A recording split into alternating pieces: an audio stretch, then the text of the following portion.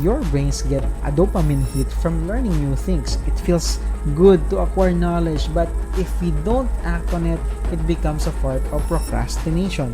Hey everyone, welcome back to my channel. In our series on mental masturbation, we've discussed identifying it, its impact on mental health, and practical techniques to combat it, including mindfulness and meditation. Today, we're tackling an important aspect, balancing intellectual stimulation with real-world action. How can we enjoy intellectual pursuits without falling into the trap of endless thinking?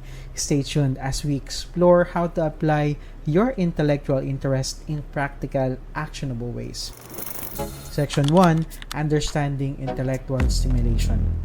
First, let's understand what we mean by intellectual stimulation. Intellectual stimulation refers to activities that challenge and engage your mind. This can include reading, learning new skills, engaging in discussion, and solving problems. Mahalaga ito para sa ating growth and development. However, the challenge lies in balancing this stimulation with taking real-world action. Intellectual stimulation is essential, but if we're not careful, it can lead to mental masturbation. Anong ibig sabihin nito? It means we get stuck in a loop of thinking and analyzing without ever applying what we've learned. For example, you might spend hours reading about productivity techniques but never actually implement any of them. To avoid this, we need to find a balance. Section 2. The trap of mental masturbation. Mental masturbation occurs when we overindulge in intellectual activities without translating them into practical action. It's like filling your brain with knowledge but never using it. Parang nagbabasa ka ng recipe pero hindi ka naman nagluluto. One of the main reasons this happens is because your brains get a dopamine hit from learning new things. It feels good to acquire knowledge, but if we don't act on it, it becomes a part of procrastination. James 1:22 reminds us, do not merely listen to the word and so deceive yourself. Do what it says. This verse emphasizes the importance of not just hearing or knowing, but also doing. Section 3. Applying intellectual interest in practical ways. Now, let's explore some tips on how to apply your intellectual interest in practical, actionable ways. Number 1, set clear goals. After engaging in an intellectual activity, set specific goals for how you apply what you've learned. For example, if you read about a new marketing strategy, plan out how you'll implement it in your business. Ano ang mga hakbang na gagawin mo para maisagawa ito? Number 2, take small steps. Break down your goals into smaller manageable tasks. Kung ang goal mo ay matutong magluto, simulan mo sa simpleng recipe bago pumunta sa mas komplikadong mga lutuin katulad ng pagpiprito. Number 3, create a schedule. Allocate specific times for intellectual pursuits and separate times for applying what you've learned. This ensures that you have a balance between learning and doing. For instance, dedicate your mornings to studying and your afternoons to practical application. Number 4, practice accountability. Share goals with a friend or mentor who can keep you accountable. Regularly check in with them with your progress. Accountability partners can help ensure that you're not just consuming information but also acting on it. Number 5, reflect and adjust.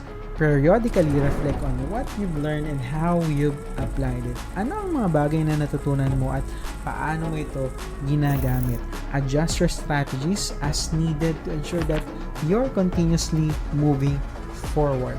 Section 4, practical examples and exercise. Let's look at some practical examples and exercises to help balance intellectual stimulation with action. Learning a new skill. If you're learning a new language, set a goal to practice speaking with a native speaker once a week. Gamitin ang natutunan mo sa aktual na pakikipag-usap. Reading books. After finishing a book, write a summary and share it with friends or on a blog. Discuss the key points and how you plan to apply them in your life. This turns passive reading into an active process. Online courses. When taking an online course, complete the exercises and assignments promptly. Apply the lessons to real-life projects or work tasks. Don't just watch the videos, engage with the material actively. Engaging in discussions.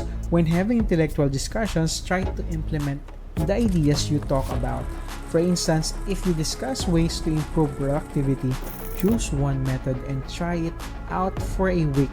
Observe the results and tweak your approach as necessary. Conclusion and mind-boggling end. As we wrap up, remember that balancing intellectual stimulation with real-world action is key to personal growth and avoiding the trap of mental masturbation.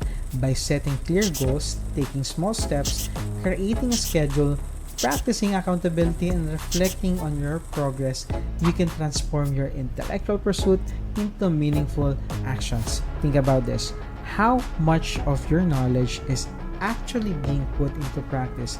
Imagine the difference you could make if you apply just a fraction of what you've learned. The potential is immense. In our next video, we'll explore how to stay motivated and consistent in applying your knowledge.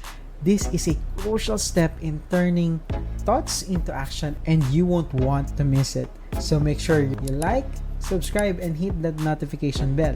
Remember, knowledge without action is like a lamp without oil. Let's fill our lamps and shine brightly in both thought and deed. See you in the next video, and God bless.